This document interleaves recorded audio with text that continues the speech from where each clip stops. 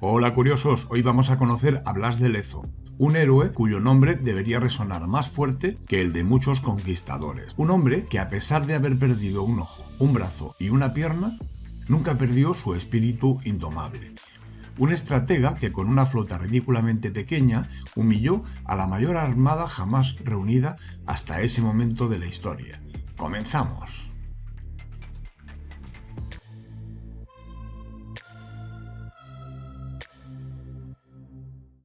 Blas de Lezo y Olavarrieta, el marino vasco que se convirtió en el medio hombre para los ingleses y el patapalo para su tripulación.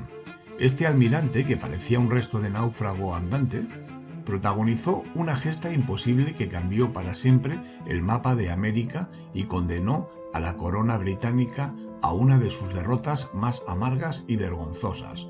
Una historia de honor, estrategia y, sobre todo, una testarudez a prueba de cañonazos. Blas de Lezo nació en Pasajes, Guipúzcoa, en 1689, en el seno de una familia de marinos. Su destino, desde el principio, parecía estar ligado al salitre y al estruendo de los cañones. La Europa de finales del siglo XVII era un barril de pólvora y España, aunque en declive, seguía siendo un imperio que se extendía por 3 continentes.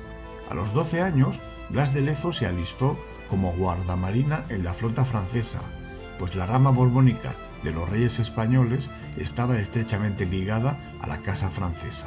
Su bautismo de fuego fue brutal y precoz. Solo tenía 15 años cuando participó en la batalla de Vélez Málaga y poco después en la defensa de Toulon contra el ataque de la coalición anglo-holandesa en el marco de la Guerra de Sucesión Española. Mientras defendía un castillo, un cañonazo enemigo impactó cerca de él.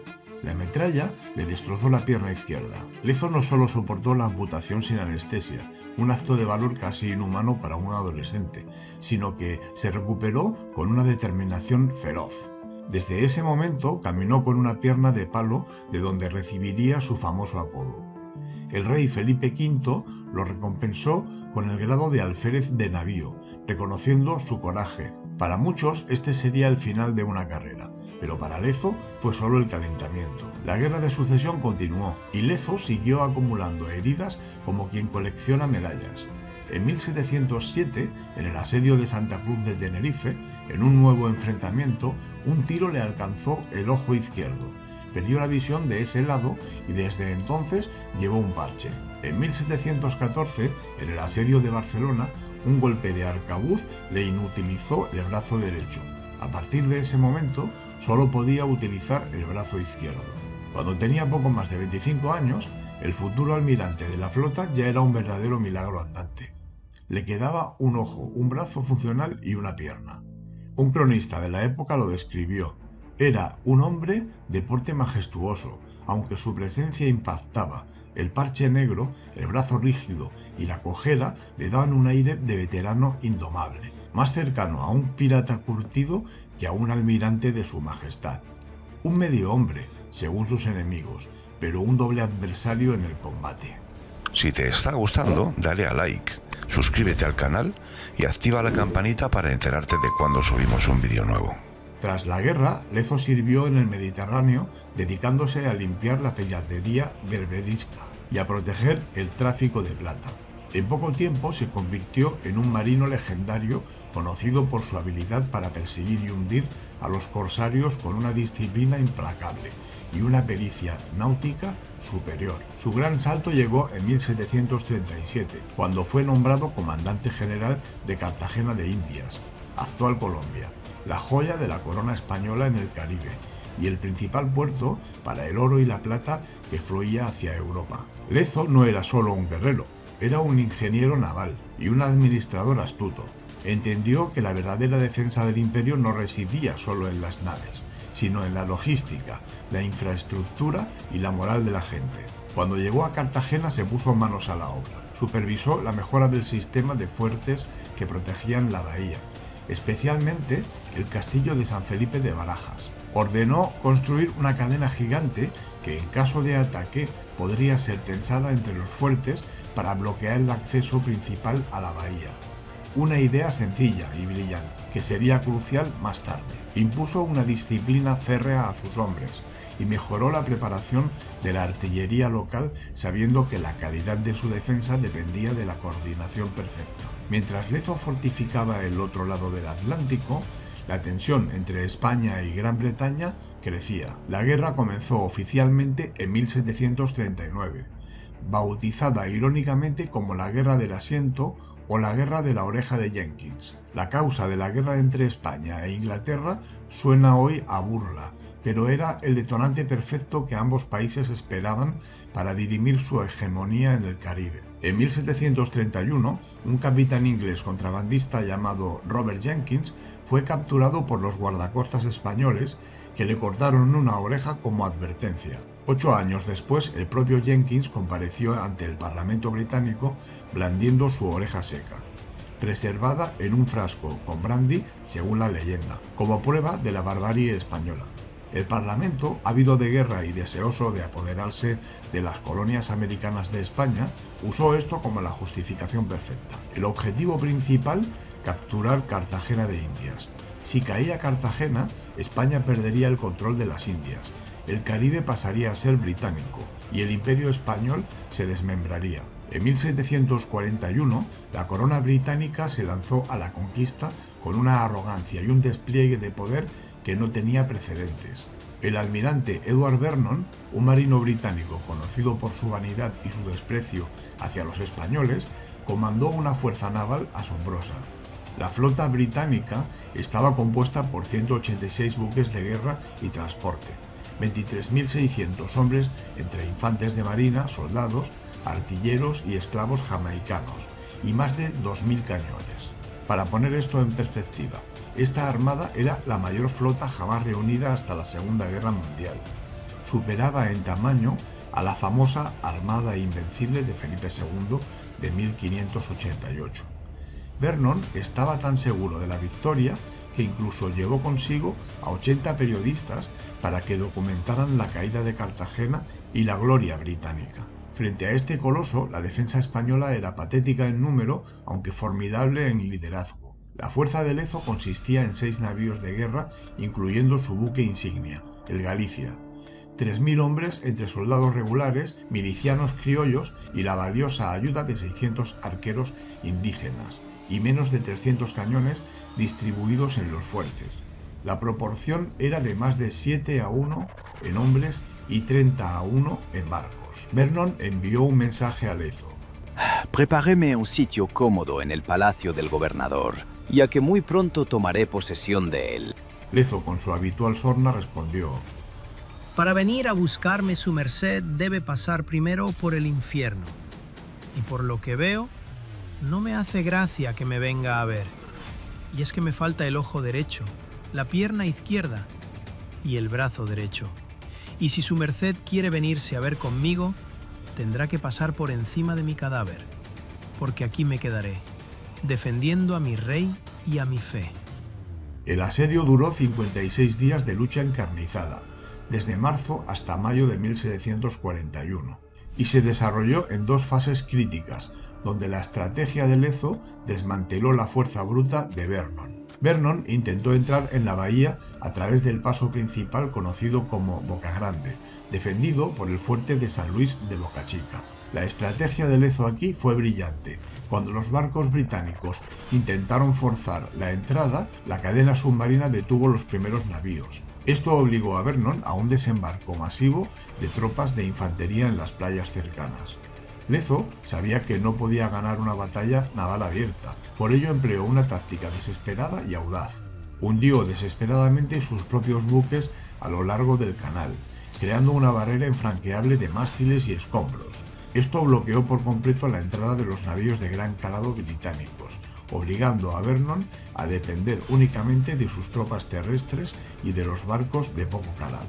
A pesar de estas trampas, la superioridad numérica británica obligó a los españoles a retirarse de los fuertes exteriores. El 1 de abril Vernon consiguió entrar en la Bahía Grande. Creyendo que la victoria era inminente, el almirante inglés cometió un acto de inmensa arrogancia. Vernon envió un mensajero a Jamaica y a Londres anunciando la captura de Cartagena Incluso ordenó acuñar monedas conmemorativas de la victoria, mostrando al almirante Vernon triunfante sobre el derrotado Lezo y una Cartagena arrodillada. El grabado de las medallas mostraba la leyenda en latín: el orgullo español humillado por el almirante Vernon. Estas medallas, hoy un objeto de coleccionista, se convertirían en el mayor símbolo de la humillación británica. Lezo se atrincheró con los hombres que le quedaban, unos 2000, en el castillo de San Felipe de Barajas, una fortaleza inexpugnable construida en la cima de una colina. Este era el último baluarte.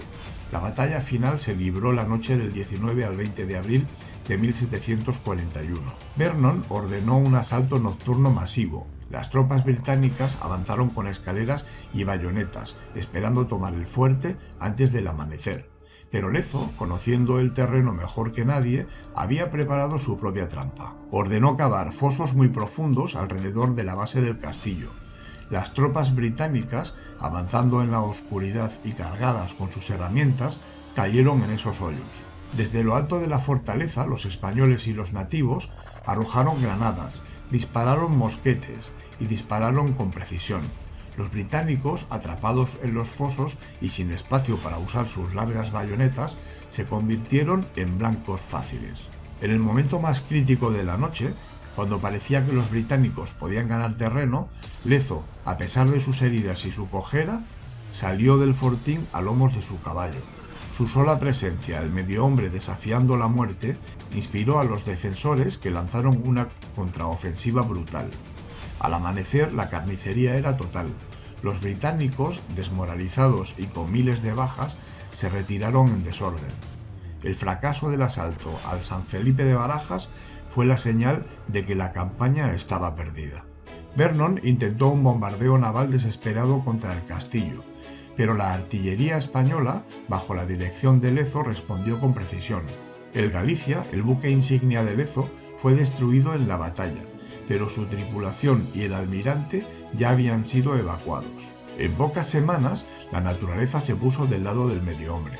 La estación de lluvias y la fiebre amarilla y el vómito negro hicieron estragos en las diezmadas y hacinadas tropas británicas. Los barcos anclados en la bahía se convirtieron en cementerios flotantes. Vernon, con más de 18.000 bajas entre muertos en combate y víctimas de enfermedades, dio la orden de retirada. En mayo de 1741, la mayor flota de la historia se retiró en silencio, quemando los restos de sus propios navíos para que no cayeran en manos españolas. El almirante Vernon regresó a Londres para enfrentar la burla y el oprobio. Las monedas conmemorativas que había acuñado se convirtieron en un recuerdo permanente de su vergonzosa derrota. La victoria de Cartagena de Indias fue una de las gestas más importantes para el Imperio español en el siglo XVIII. Aseguró la supremacía de España en el Caribe y, lo más importante, definió el futuro de América Latina. Si Cartagena hubiera caído, el mapa de Sudamérica hoy sería radicalmente diferente, probablemente bajo la hegemonía británica. Pero Blas de Lezo no pudo disfrutar de su triunfo. El medio hombre, agotado por el esfuerzo y debilitado por los años de heridas y una vida de combate, contrajo la fiebre en las insalubres condiciones del asedio y murió en Cartagena el 7 de septiembre de 1741, pocos meses después de la victoria, a los 52 años de edad. Tras su muerte, el virrey Eslava ordenó que lo enterraran en una tumba anónima. ¿Cómo es posible que un héroe de esa magnitud, que salvó medio continente, cayera en el olvido? La respuesta es compleja y amarga. La enemistad con el virrey Eslava fue el principal factor.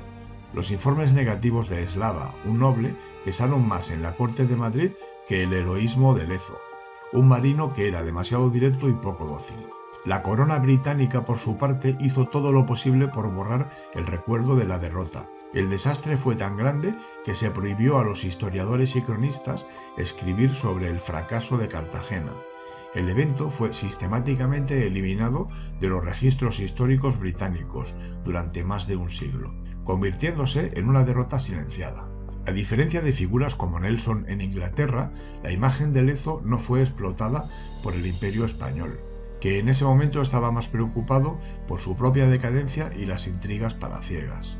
Lezo no encajaba en el molde de héroe clásico y su historia era incómoda. Pero en la actualidad, gracias a la labor de historiadores y novelistas, la figura de Blas de Lezo ha sido restituida. El medio hombre que demostró que la inteligencia estratégica y el coraje pueden derrotar a la fuerza bruta abrumadora. Su estatua, cojeando y tuerto, se alza hoy en Cartagena mirando al mar. Su legado es una lección de historia militar. La estrategia y la moral valen más que el número de naves o el tamaño de la armada. Y el orgullo, como lo demostró Vermont, siempre precede a la caída. Y hasta aquí hemos llegado. Deja tus comentarios sobre lo que te ha parecido este episodio y recomendaciones para desarrollar otros temas en episodios de La Mirada Indiscreta. Visita mi página web www.gabinoserrano.com. Ahí encontrarás información sobre mis novelas. Nos vemos y oímos en el próximo episodio. Saludos cordiales. Hay un podcast que te lleva al misterio, la mirada indiscreta con su mirar profundo. Gabino Serrano te cuenta lo oculto, arqueología, historia y misterios del mundo. Cada episodio revela secretos ocultos, la mirada indiscreta, desenterrando historias que nadie ha escrito. Descubre arqueología y biografías perdidas.